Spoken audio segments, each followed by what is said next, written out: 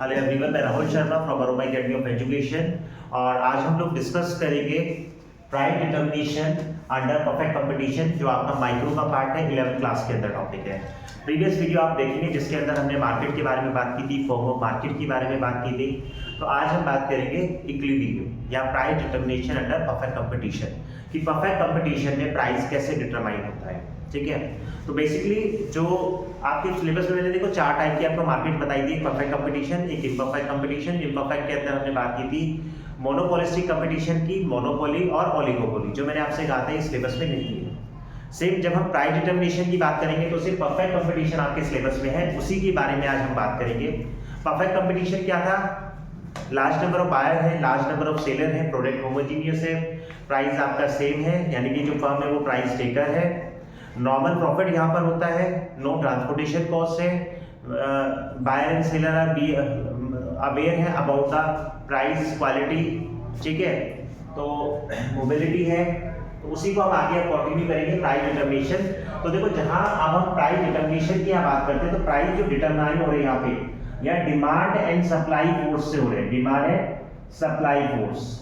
तो यहाँ पे डिमांड, और डिमांड भी कौन सी की बात कर रहे हैं? Market demand, market demand and market supply, ये क्या करते हैं? प्राइस डिटरमाइन करते हैं। तो जो प्राइस डिटर्मिनेशन है वो किससे हो रहा है? Market demand and market supply से। ठीक है, और अगर मैं बात करूं डेफिनेशन वाइज, यहाँ पे क्या होगा? प्राइस, अगर हम बात करें परफेक्ट कंपटीशन के अंदर, तो इक्विलिब्रियम प्राइस या इक्विलिब्रियम पॉइंट या प्राइस डिटर्मिनेशन कैसे होगा?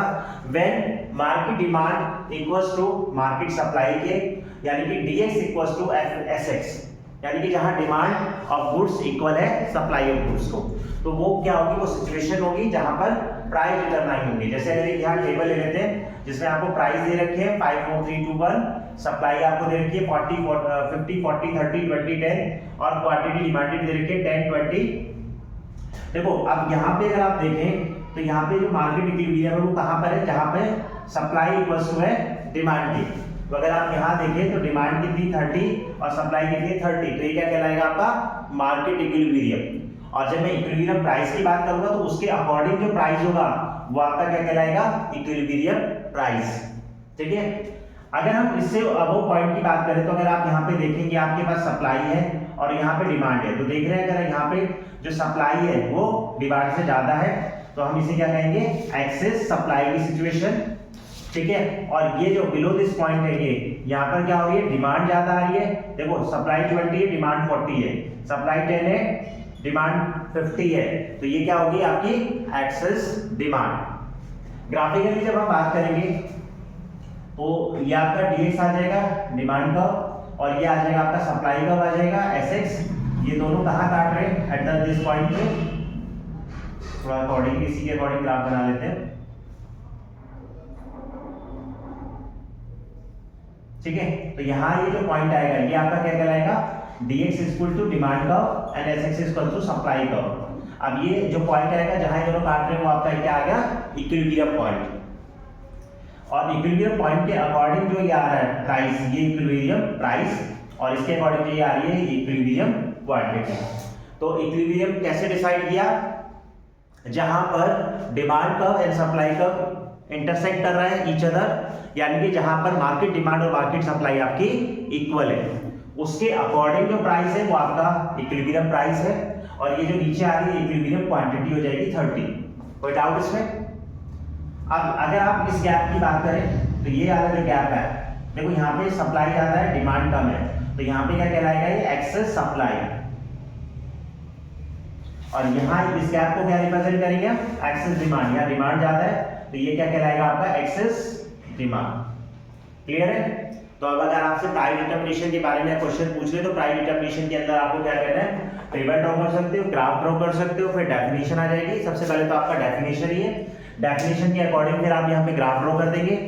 ठीक है, टेबल एंड ग्राफ, और उसे एक्सप्लेन कर देंगे। dd is a demand curve, s is a supply curve, both intersect at a point e is a equilibrium point. According to that price जो गिवन है वो आपका इक्विलिब्रियम प्राइस हो जाएगा, और क्वांटिटी इक्विलिब्रियम क्वांटिटी। तो जो इक्विलिब्रियम प्राइस डिटरमाइन हो रहा है with the help of market demand and market supply के अकॉर्डिंग डिटरमाइन हो रहा है। ठीक है, अब इसमें शिफ्टिंग की बात हो जाती है कि शिफ्टिंग हो रही है। शिफ्टिंग डिमांड में भी हो सकती है और सप्लाई में भी हो सकती है। तो वो यहाँ पे क्वेश्चन ऐड कर देगा कि अगर डिमांड हमारी शिफ्ट हो रही है, ठीक है, तो इक्विलिब्रियम प्राइस पे क्या इफेक्ट पड़ेगा। देखो सिचुएशन कोई भी बोलेगा, आपको सिर्फ उसकी बात करनी है कि क्या हो रहा है उसके अंदर। जैसे डिमांड आपने चैप्टर पढ़ा था, तो यहाँ पे आपका डिमांड कब आ गया, ये सप्लाई कब आ गया, ठीक है, अकॉर्डिंगली ये प्राइस आ गया और यहाँ क्वांटिटी आ गई, ऐसे था। अब यहाँ पर मैंने क्या कहा, डिमांड शिफ्ट। अब डिमांड जब हम शिफ्ट की बात करते हैं तो शिफ्ट क्या होता है, शिफ्ट में क्या होता है कुछ बताएंगे। देखो एक तो होता था इंक्रीज और डिक्रीज, इंक्रीज और डिक्रीज में प्राइस सेम रहता था, ठीक है, अदर फैक्टर की वजह से चेंजेस होता है, लेकिन यहाँ पे प्राइस में चेंज होने से डिमांड में चेंजेस हो रहा है। अब शिफ्ट होगा तो डिमांड क्या होगी, या तो एक्सटेंशन होगा, बढ़ गई डिमांड तो बढ़ जाएगी तो ऊपर की तरफ शिफ्ट हो जाएगा, ठीक है। तो इससे क्या पड़ा, देखो अभी हम किसकी बात कर रहे हैं, हम बात कर रहे हैं डिमांड अगर हमारी चेंज हो रही है, इंक्रीज इन डिमांड की बात कर रहे हैं, ठीक है, कि अगर डिमांड बढ़ती है तो क्या होता है और डिमांड कम होती है तो क्या होता है। तो जब डिमांड में कह रहा हूं increase in demand, increase in demand, और जब डिमांड बढ़ेगी तो क्या होगा, ये राइटवर्ड शिफ्ट हो जाएगा। तो यहाँ पे इक्विलिब्रियम पॉइंट E1 आ गया और इक्विलिब्रियम प्राइस P1 हो गया, तो क्या हो गया, यहाँ पे इक्विलिब्रियम पॉइंट अपवर्ड शिफ्ट हो जाएगा। और सेम अगर मान लो डिक्रीज इन डिमांड हो जाए, डिक्रीज इन डिमांड, तो डिक्रीज इन डिमांड में क्या हो जाएगा, जैसे ये आपका ग्राफ हो गया, TD से डिमांड कर्व और SSC से सप्लाई कर्व, ये आपका equilibrium point according to that price. अब यहाँ क्या हुआ, प्राइस कम, डिमांड कम हो गई तो D1 आ गया। तो अगर आप देखेंगे तो यहाँ पर काट रहा है, पहले इस पॉइंट पे काट रहा था E पे, अब ये E1 पे आ गया तो नीचे की तरफ आ गया, तो अकॉर्डिंगली क्या हो गया, इक्विलिब्रियम प्राइस पे क्या हो गया, कम हो गया, पॉइंट भी नीचे की तरफ शिफ्ट हो गया एंड इक्विलिब्रियम प्राइस भी कम हो गया। सेम ऐसे सप्लाई में भी चेंजेस हो सकते हैं, ठीक है। जैसे अगर मैं इंक्रीज इन सप्लाई की बात करूं, जब सप्लाई बढ़ता है तो क्या होता है, राइट बढ़ जाएगा, ये आपका डिमांड कम था, ये सप्लाई कम था, अकॉर्डिंगली प्राइस, ये इक्विलिब्रियम पॉइंट, ये क्वांटिटी। अब मैंने क्या कहा, सप्लाई बढ़ गई तो S1, ठीक है, सप्लाई बढ़ गई तो इक्विलिब्रियम पॉइंट क्या हो गया आपका, नीचे की तरफ शिफ्ट हो गया और प्राइस भी क्या हो गया हमारा, कम हो गया। सिर्फ सप्लाई अगर कम होती है तो क्या होगा, सप्लाई कम होगा तो ऊपर की तरफ जाएगा, पहले ये पॉइंट था, अब ये नया पॉइंट आ गया तो इक्विलिब्रियम पॉइंट ऊपर की तरफ शिफ्ट हो गया और प्राइस हमारा क्या हो गया, बढ़ गया, पहले P था अब P1 हो गया, राइज हो गया, ठीक है। ये तो हुआ जब एक में चेंजेस आ रही है, तो डिमांड में चेंज आ रही है, सप्लाई में चेंज हो रही है, ठीक है। ऐसा भी हो सकता है कि बोथ में चेंज आ जाए, कि डिमांड और सप्लाई एक साथ बढ़े, ठीक है। अगर मैं कहूं सेम चेंजेस आ रहा है, सेम चेंजेस का मतलब है कि अगर 50% डिमांड बढ़ रही है और 50% की सप्लाई बढ़ रही है, दोनों सेम परसेंटेज से बढ़ रहे हैं, तो देखो दोनों सेम परसेंटेज से बढ़ेंगे तो क्या होगा, ये आपका डिमांड कब हो गया, ये आपका सप्लाई कब हो गया, ये आपका इक्विलिब्रियम पॉइंट हो गया, इसके अकॉर्डिंगली प्राइस हो गया। अब मैंने कहा 50% सप्लाई बढ़ी और 50% की आपकी डिमांड बढ़ी, तो यहाँ पे क्या होगा, जितना गैप इसमें आया इतना ही गैप, इतना इंक्रीज इसमें आ रहा है। तो देखो इक्विलिब्रियम पॉइंट आपका ये था, तो पॉइंट तो आपका राइटवर्ड शिफ्ट हो गया, पहले आपकी क्वांटिटी ये आ रही थी, लेकिन अगर आप देखें तो क्वांटिटी तो बढ़ गई लेकिन प्राइस आपका सेम है, इक्विलिब्रियम प्राइस। अगर सेम परसेंटेज चेंज हो रहा है कि अगर 50% आपकी डिमांड बढ़ रही है और 50 ही सप्लाई बढ़ रही है, तो इक्विलिब्रियम पॉइंट तो आपका राइटवर्ड शिफ्ट हो गया, लेकिन अगर आप देखें तो प्राइस पे कोई चेंज नहीं आया। इक्विलिब्रियम प्राइस अगर पहले 3 था तो अभी भी 3 है, क्वांटिटी आपकी राइटवर्ड हो गई, ठीक है। सेम ऐसा भी हो सकता है कि डिमांड में ज्यादा चेंज आ रहा हो, सप्लाई में कम, तो उसके अकॉर्डिंग ड्रॉ कर लेते हैं। ये आपका डिमांड हो गया, ये सप्लाई हो गया, ये इक्विलिब्रियम पॉइंट हो गया, अकॉर्डिंगली क्वांटिटी हो गई। अब कह रहे डिमांड ज्यादा बढ़े या ज्यादा घटे, अब ज्यादा बढ़ेगा तो सपोज ये हो गया, और सप्लाई देखो मैंने बढ़ाई है और सिर्फ सप्लाई बढ़ रही है लेकिन कम बढ़ रही है, ठीक है। तो कम बढ़ेगी तो क्या होगा, यहाँ आ गया, तो ये क्या हो गया आपका S1 आ गया। तो पहले इक्विलिब्रियम पॉइंट यहाँ आ था जहाँ D1 वाले से काट रहे थे, अब D1 S1 कहाँ काट रहे हैं, यहाँ पर, तो इक्विलिब्रियम पॉइंट क्या हो गया आपका, राइज हो गया। कोई दिक्कत इसमें, क्लियर है। और तीसरी सिचुएशन क्या हो जाएगी, अब सप्लाई ज्यादा बढ़ जाए, डिमांड बढ़ रही है, देखो दोनों बढ़ रहे हैं लेकिन क्या हो रहा है, सप्लाई ज्यादा बढ़ रही है, तो ये किसका बना लेते हैं, ये आपका डिमांड कम हो गया, ये आपका सप्लाई कम हो गया, ये इक्विलिब्रियम पॉइंट हो गया, अकॉर्डिंगली प्राइस हो गया। अब क्या हो रहा है, सप्लाई कम बढ़ रही है, देखो सॉरी अभी हमने डिमांड बढ़ाई थी ना, अब हम सप्लाई को ज्यादा बढ़ा रहे हैं, तो सप्लाई हमने ज़्यादा बढ़ा दी और डिमांड बढ़ाई लेकिन कम बढ़ाई, तो ये D1 हो गया, ये S1 हो गया। देखो पहले ये पॉइंट था आपके पास, अब D1 S1 का पॉइंट क्या आ गया, ये आ गया। तो अकॉर्डिंगली अगर आप देखेंगे तो क्वांटिटी क्या हो गई आपकी, बढ़ गई, लेकिन अगर आप प्राइस की बात करेंगे तो प्राइस कम हो गई। क्लियर है सारी सिचुएशंस?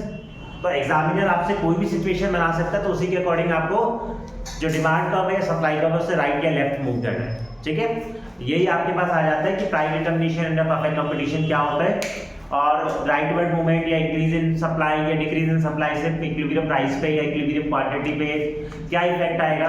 ठीक है, एक इसमें छोटे छोटे चीज पॉइंट और आ जाते हैं, जैसे प्राइस सीलिंग। तो प्राइस सीलिंग क्या होता है, प्राइस सीलिंग का मतलब होता है, सीलिंग का मतलब होता है मैक्सिमम। तो प्राइस सीलिंग का मतलब क्या होता है, मैक्सिमम प्राइस फिक्स कर देना कि उससे बियॉन्ड हम प्राइस सेल नहीं कर सकते। जैसे हम कह सकते हैं कि एमआरपी होती है, मैक्सिमम रिटेल प्राइस होता है, तो एमआरपी का मतलब क्या होता है, सेलर के लिए फिक्स कर दिया कि इससे ज्यादा वो नहीं बेचेगा। तो मार्केट की सिचुएशन को कंट्रोल करने के लिए क्या होता है, प्राइस सीलिंग लगाया जाता है। ठीक है, तो प्राइस सीलिंग का मतलब क्या होता है, मैक्सिमम प्राइस जो हम फिक्स कर दे रहे हैं, तो उससे ज्यादा का हम उसे सेल नहीं कर सकते। एक प्राइस सीलिंग होता है, एक वर्ड और है जो मेरे माइंड से स्किप हो रहा है, प्राइस फ्लोर। प्राइस फ्लोर में क्या होता है, मिनिमम प्राइस हो जाता है कि हाँ, अगर मिनिमम प्राइस क्या होता है, गवर्नमेंट क्या करती है, समटाइम किसी प्रोडक्ट की सेल अगर ज्यादा मतलब ब्लैक मार्केटिंग हो रही है, कुछ भी व्हाटएवर सिचुएशन हो रही है, या उन्हें एक्सप्लॉइट करने की कोशिश की जा रही है फार्मर्स को या किसी भी को, तो उसके लिए एक मिनिमम प्राइस लगा देते हैं, तो उसे कहते हैं प्राइस फ्लोरिंग।